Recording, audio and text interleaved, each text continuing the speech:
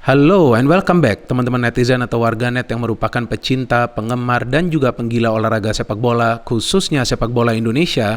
Karena di konten terbaru dari channel YouTube Bola Bung Binder hari ini teman-teman, saya ingin kembali membahas tentang tim nasional Indonesia. Tetapi bukan tentang pertandingan dari tim nasional Indonesia teman-teman, namun tentang pelatihnya, yakni Shin Tae-yong. Seperti yang kita sama-sama ketahui bahwa timnas Indonesia telah berhasil lolos ke babak Grand Final dari Piala AFF tahun ini. Dan memang bukan untuk pertama kalinya timnas Indonesia bisa berhasil lolos ke babak Grand Final. Tapi untuk pertama kalinya timnas Indonesia akan mengandalkan mayoritas pemain-pemain muda di babak Grand Final teman-teman. Nah artinya kan memang pilihan yang diambil oleh Coach Shin Tae-yong untuk mengandalkan mayoritas pemain-pemain muda itu ternyata berhasil. Memang kita belum menjadi juara, belum tentu juga kita menjadi juara. Tapi kita juga bisa membungkam kritik dari banyak orang yang sebelum Piala AFF ini dimulai meremehkan timnas Indonesia. Ada yang mengatakan bahwa dengan mengandalkan mayoritas pemain-pemain muda, Coach Shin Tae-yong tidak perlu berharap sesuatu yang besar dari Piala AFF tahun ini. Ada juga yang mengatakan bahwa timnas Indonesia setara dengan timnas Laos. Ada yang juga mengatakan bahwa timnas Indonesia tidak akan bisa lolos dari fase grup. Karena memang timnas Indonesia berada di grup B yang menurut saya adalah grup neraka karena ada dua tim unggulan lainnya di grup tersebut. Ada Malaysia, ada Vietnam, dan juga dua tim underdog yang tentu akan bermain lepas, Laos dan juga Kamboja. Ternyata timnas Indonesia bisa menjadi juara grup, mencetak banyak gol, tidak banyak kemasukan gol, lawan tuan rumah di babak semifinal, memang berjuang habis-habisan, bahkan hampir saja kalah ya jika pemain dari Singapura itu mencetak gol ya dari penalti menjelang pertandingan berakhir. Tapi ternyata sekarang kita sudah bisa masuk ke babak final. Artinya memang kita sekarang punya pelatih yang memahami apa yang dia perlu lakukan agar timnas kita itu bisa pertama-tama bersaing di kawasan regional. Artinya di kawasan ASEAN, Asia Tenggara.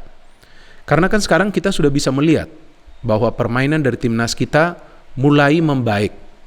Memang belum sempurna, dan saya juga tidak pernah mengatakan sudah sempurna. Bahkan saya beberapa kali mengkritik bahwa para pemain terkesan sering terburu-buru, tergesa-gesa pada saat membangun serangan dan sering panik pada saat ada serangan yang dibangun oleh para pemain tim lawan.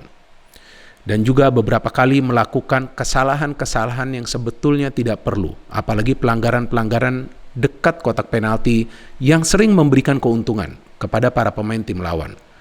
Tapi ya, yang perlu kita cermati adalah fighting spirit dari para pemain, determinasi yang kuat dari para pemain, dan juga kita bisa melihat bahwa mental bertanding yang mulai membaik dari para pemain. Lagi-lagi saya ulangi, belum sempurna.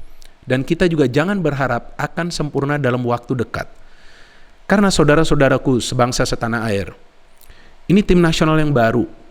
Dengan mengandalkan mayoritas pemain-pemain muda, bahkan ada yang masih berusia 19 tahun seperti Rame Rumakik. Kita belum pernah mendengar nama dari Rame Rumakik sebelumnya. Tapi Coach Shin Tae-yong memilihnya. Nah artinya apa? Pelatih ini cerdas.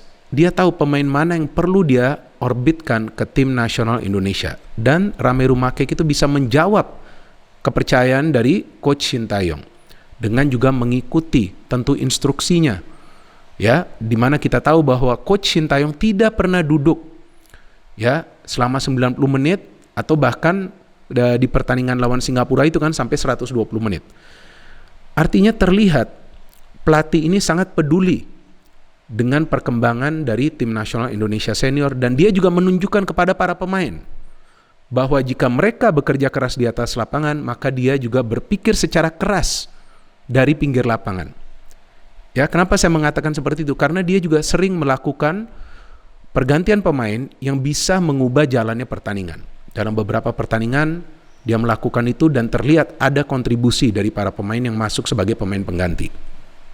Dan juga kita bisa perhatikan bahwa Coach Shin Tae-yong sering melakukan perubahan dalam strategi dan juga formasi. Nah ini juga suatu hal yang positif. Jadi pelatih-pelatih dari tim lawan itu akan sulit untuk bisa menebak timnas kita akan bermain dengan formasi seperti apa, strateginya seperti apa. Bahkan saya sendiri kaget ketika di first leg lawan Singapura, dia memilih untuk bermain sedikit defensif. Padahal kan kita baru saja menang besar lawan tim nasional Malaysia. Ya tapi saya pikir dia juga paham jangan sampai para pemain ini tidak bermain disiplin. Karena baru saja menang lawan Malaysia dengan skor telak. Maka dia pilih formasi yang sedikit defensif. Untuk bisa juga menyulitkan para pemain Singapura dalam urusan membangun serangan. Dan kalau kita perhatikan teman-teman sejauh ini, stamina tidak menjadi masalah lagi. Memang banyak yang menilai stamina masih masalah, saya pikir enggak. Karena saya tidak melihat para pemain timnas itu tampak ngos-ngosan di atas lapangan. Mereka fight sepanjang jalannya pertandingan. Sampai wasit membunyikan peluit panjangnya. Memang ada fokus yang sering menurun. Nah itu saya pikir wajar ketika para pemain itu belum kompak. Jadi mereka juga tampak kebingungan siapa yang perlu bergerak kemana, siapa yang perlu mengawal pemain tim lawan. Nah ini yang masih menjadi persoalan. Apalagi pada saat membangun serangan tuh sudah bagus dalam menyusun serangan. Tapi efektivitas di lini depan masih kurang. Karena terlihat dalam pertandingan lawan Malaysia, dalam pertandingan 2 leg lawan Singapura, sebetulnya kita mendapatkan begitu banyak peluang. Ya tapi kan masih ada waktu untuk membenahi itu. Dan saya juga suka dengan pemikiran positif ya dari Coach Shin Tae-yong yang sama-sama kita ketahui bahwa timnas kita ini kan krisis striker murni ya. Tapi dia tetap saja positif loh teman-teman pikirannya. Bahkan dia kan mengatakan bahwa walaupun kita belum punya striker yang bisa banyak mencetak gol, tapi at least pemain-pemain lain seperti penyerang sayap dan juga pemain yang berada di second line bisa memberikan kontribusi dalam urusan mencetak gol dan itu penting karena timnas Indonesia bisa mendapatkan hasil positif. Jadi jika ada pelatih sekaliber Shin Tae-yong yang berpikir positif, kemudian dia juga berani memberikan transfer knowledge-nya dari segi taktik kepada para pemain, ya kita tentu boleh berharap ya agar timnas kita nanti perlahan-lahan bisa menjadi kuat dan juga bisa nanti menembus ke level Asia. Walaupun lagi-lagi saya ulangi, masih lama. Tidak akan bisa instan. Dan itu yang saya suka dari Coach Shin Tae-yong. Dia tidak memilih jalan pintas. Ya gak masalah jika butuh waktu, tapi dilakukan dengan cara yang benar. Maka itu terlihat para pemain itu juga bisa mengontrol emosi di atas lapangan. Itu sangat penting teman-teman. Ya, dan sering kita melihat para pemain tim lawan itu terkesan memancing emosi dari para pemain kita. Nah itu yang juga perlu dijaga. Karena di babak final kita juga akan bertemu salah satu dari tim unggulan antara Thailand atau Vietnam. Saya membuat konten ini sebelum leg kedua semifinal pertandingan antara Vietnam dan Thailand dimainkan teman-teman. Jadi saya belum tahu siapa lawan dari timnas Indonesia di final nanti. Tapi secara taktikal bisa terlihat permainan timnas Indonesia itu sudah pakai sistem.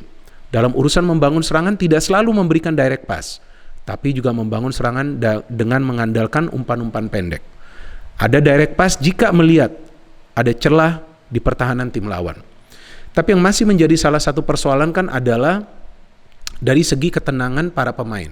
Nah ini yang berkali-kali saya jelaskan kan di konten dari channel YouTube Bola Bung Binder tentang timnas Indonesia. Jika para pemain tidak tenang, sulit untuk bisa berpikir secara jernih dan tentunya sulit untuk bermain mengandalkan kecerdasan dan kemungkinan besar akan panik dan itu yang sering kita melihat masih terjadi. Ya tentu saya berharap bahwa Coach Shin Tae-yong akan bisa membenahi lah salah satu hal tersebut, yaitu ketenangan, perlu tenang. Karena sebetulnya tim-tim lawan yang kita hadapin nih juga sudah cukup kesulitan untuk membongkar pertahanan dari timnas kita. Tapi ketika para pemain terlambat untuk recover ke posisinya, ketika para pemain melakukan pelanggaran-pelanggaran yang sebetulnya tidak perlu karena terlihat mereka terburu-buru mengambil keputusan, nah disitulah para pemain tim lawan bisa mengambil keuntungan. Namun terlihat kan di pinggir lapangan tuh Coach Shin Tae-yong selalu dan sering memberikan instruksi kepada para pemain. Nah di sini terlihat bahwa dia proaktif dengan perjuangan yang dilakukan oleh para pemain di atas lapangan. Dan jika kita cermati lagi gol-gol yang kemasukan di gawang timnas, lebih banyak itu gol-gol dari situasi bola-bola mati teman-teman. Seperti lawan Kamboja, dari corner kemudian dari free kick. Lawan Laos, ya kita juga bisa melihat para pemain kita lengah, ya sehingga mereka bisa memanfaatkan counter. Lawan Malaysia karena ada salah halauan dari Irfan Jaya, tapi dia bisa bangkit dengan mencetak gol lagi. Kuat mental pemain ini ya. Dan terlihat para pemain lain juga kuat mentalnya. Asnawi itu luar biasa.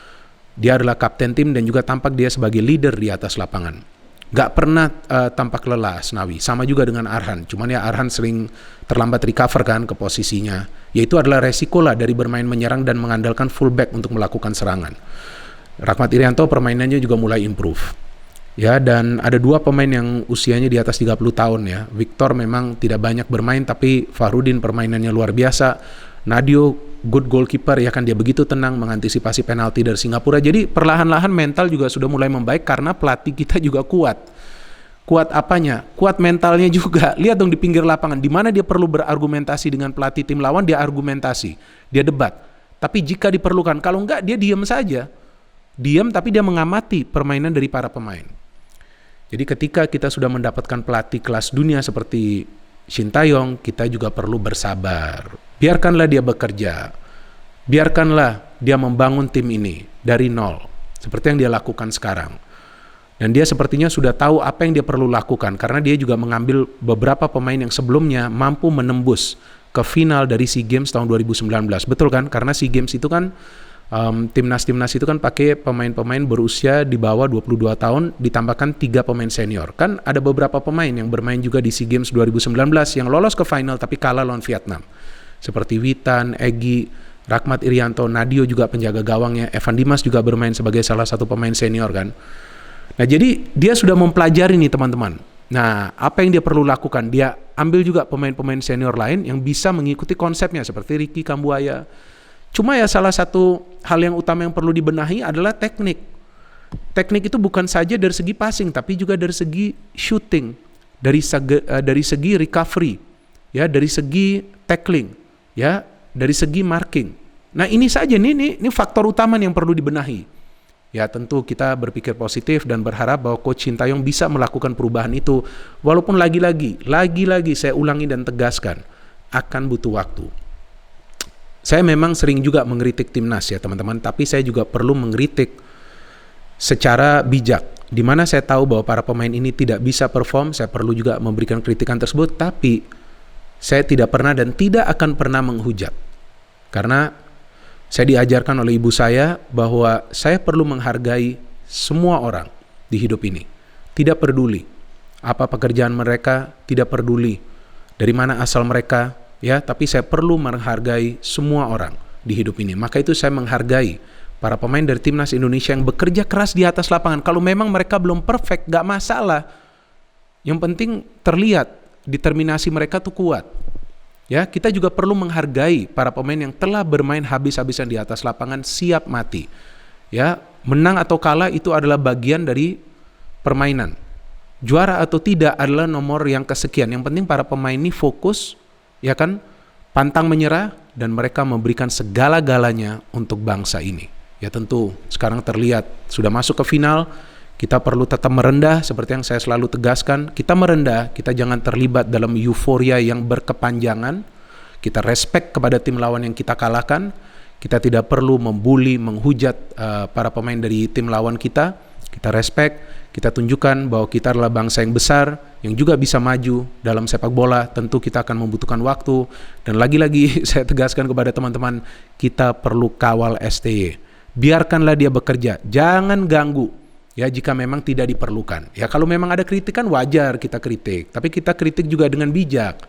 Gak perlulah kita menghujat, memberikan sindiran-sindiran secara negatif. Karena terlihat bahwa ini orang yang sangat peduli dengan kemajuan dari sepak bola kita.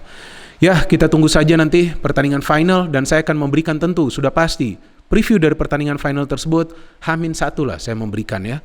Dan memang seperti yang saya katakan bahwa ini bukan Piala AFF yang mudah untuk timnas Indonesia karena begitu banyak para pemain muda, tapi lihatlah mereka mau berjuang habis-habisan di atas lapangan. So Vivid, nanti siapa lawan dari timnas Indonesia di final, dan saya akan kembali dengan ulasan H-1 dari pertandingan leg pertama final Piala AFF tahun ini. And we keep supporting our national team. We hope for the best. We always pray so that our national team can do the best. No hate, only football. Salam sepak bola.